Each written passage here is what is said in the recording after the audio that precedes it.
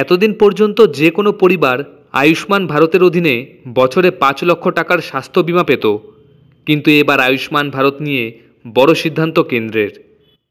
আয়ুষ্মান ভারত প্রধানমন্ত্রী জন আরোগ্য যোজনার অধীনে এবার থেকে ৭০ বছর কিংবা তার বেশি বয়সীরা বছরে ৫ লক্ষ টাকার স্বাস্থ্য বীমা পাবেন। এর ফলে ৬ কোটি প্রবীণ নাগরিক উপকৃত হবেন।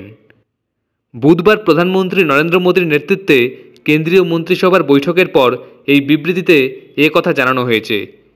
কেন্দ্রের তরফে বিবৃতিতে বলা হয়েছে, আর্থসামাজিক অবস্থা যাই হোক না কেন, দেশের সমস্ত প্রবীণ নাগরিক আয়ুষ্মান ভারত প্রধানমন্ত্রী জন আরোগ্য যোজনার সুবিধা পাবেন। তাদের জন্য আলাদা কার্ড দেওয়া হবে। প্রসঙ্গত, আয়ুষ্মান ভারত প্রকল্পে কোনো পরিবার বছরে ৫ লক্ষ টাকার স্বাস্থ্য বীমা পান। ৭০ কিংবা তার বেশি বয়সী কোনো ব্যক্তি ওই পরিবারের সদস্য হলে এবার থেকে তিনি আলাদা করে ৫ লক্ষ টাকার স্বাস্থ্য বীমা পাবেন। ৭০ বছরের কম বয়সীরা তার এই বীমার সুযোগ পাবেন না।